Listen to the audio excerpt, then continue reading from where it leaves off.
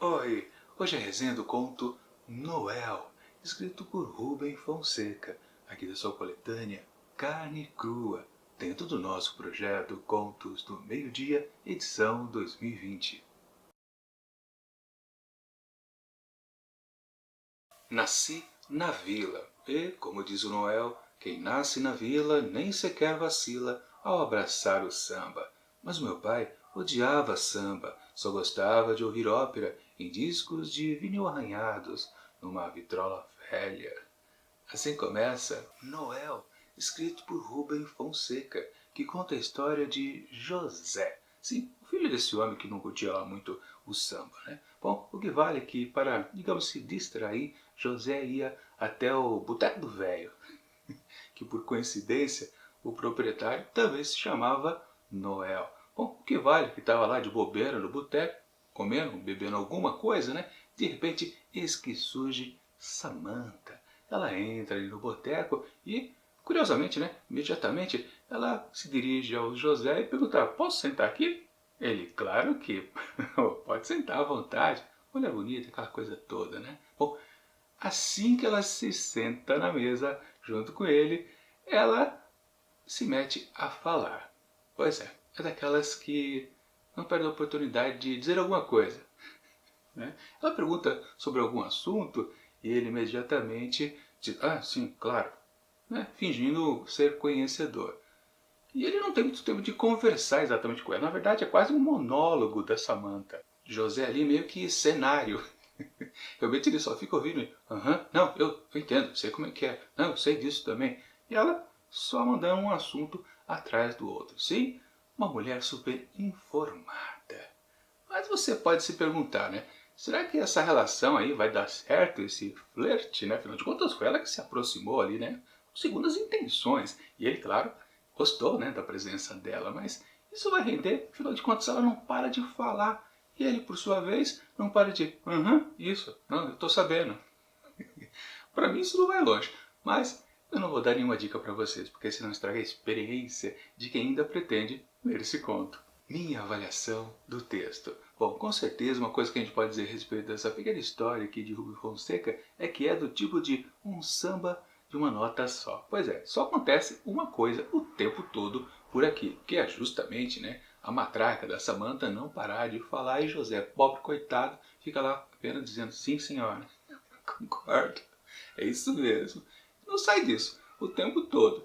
E, claro, a maioria dos assuntos ali ficam variando entre exatamente o nome deles, né? Quando ele fala que se chama José, ela já vai com uma bela de uma descrição enciclopédica a respeito de nomes, né? Significados de nomes. Depois ela fala do seu próprio nome, Samantha, e por aí vai.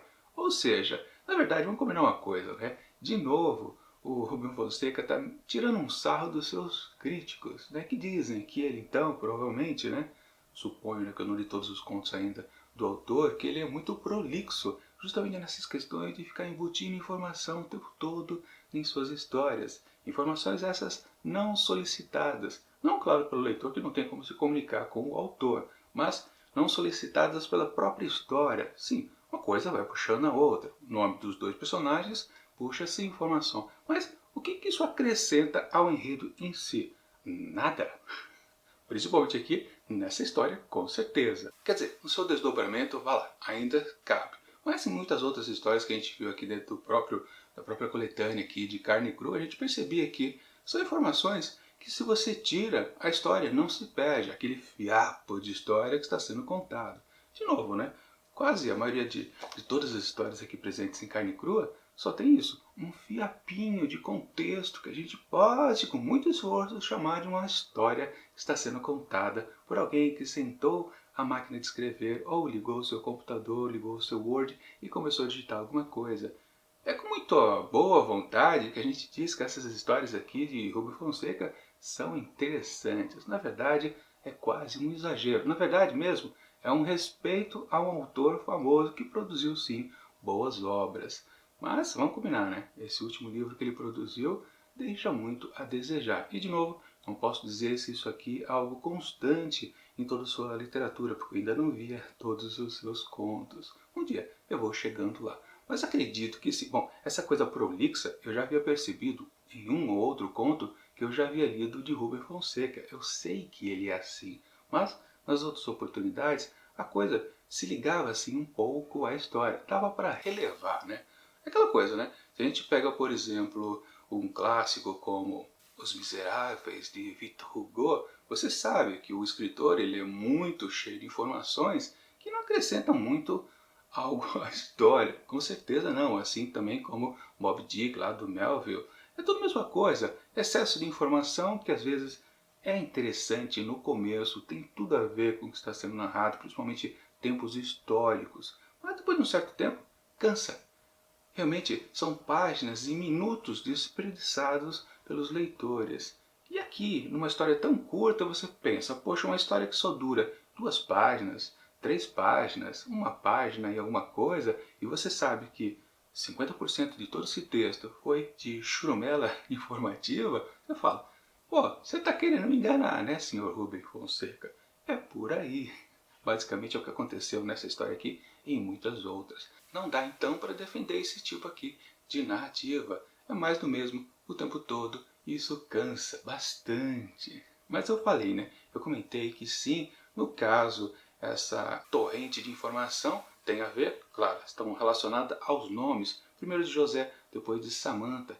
Bom, e num certo desfecho que eu já posso adiantar para vocês aqui, não é um grande spoiler na verdade, toca-se no nome de Noel. Afinal de contas, esse conto chama-se Noel. E claro, já está bem referendado ali naquele trecho que eu li para vocês, que é a abertura do texto, que sim, o Noel aqui não é o Papai Noel, é o Noel Rosa, nosso grande sambista. Aliás, confundir com o Papai Noel é uma coisa que acontece aqui no texto, mas não vou dar detalhes. Isso sim desemboca no desfecho dessa narrativa. Ou seja, dessa vez as informações até que estavam um pouco relacionadas ao desenvolvimento da história desta pessoa, desta mulher que gosta muito de se informar, mas está dialogando com um cara que, ó, tá nem aí para os conceitos que são estabelecidos. Não, isso não importa, na verdade, né? Decifrar o que significa uma palavra não é informação útil para ele. Assim como não foi para o pai dele, que preferia ópera ao samba. Ok, cada um faz uso das suas informações. No caso aqui, até que faz sentido, tem um final até engraçadinho para essa narrativa e é ok. Mas não passa disso, aliás, só fica nisso, não tem nada demais. É o tipo de texto que você, ok, como ele tem um contexto um pouco cômico, por causa da situação dele, né? Ele está completamente amarrado ali naquela situação de ficar concordando com ela apenas para poder ficar olhando para ela, que é uma mulher interessante, agradável, ele está afim dela, mas a gente, claro, a gente vai se divertir um pouco com essa situação. O desfecho também é interessante, embora um pouco cruel, algumas pessoas podem reclamar da atitude dele ao final, da opinião do personagem, principalmente, né? Não do autor, mas do personagem. As pessoas podem ficar assim com o nariz torcido, ok? É um texto então que você se diverte um pouquinho no começo, tem uma reação ao final, mas ele é completamente esquecível, como vários outros aqui também desta coletânea. Mais do mesmo, de novo, né? Só para lembrar o texto da semana passada que a gente viu, né? Que foi nada de novo. Pois é, nada de novo. A cada nova pequena história aqui dentro do livro, a gente topa com a mesma coisa que a gente já tinha visto antes. Provavelmente vai ser assim nos restantes. E fazer o que, né? A gente tem que terminar a leitura desta coletânea do autor. Não tem mais o que dizer a respeito dessa história. Literalmente, quando você chega ao final, ou você gosta ou você desgosta dela. E acabou. Fica só isso. Portanto, para Noel, escrito por Rubem Fonseca, eu atribuo 3 asteriscos.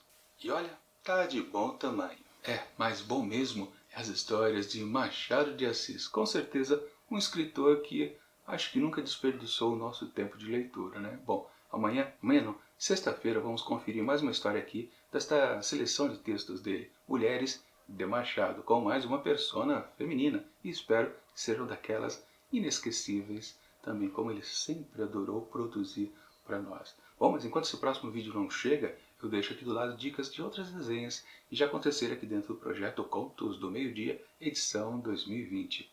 E tchau!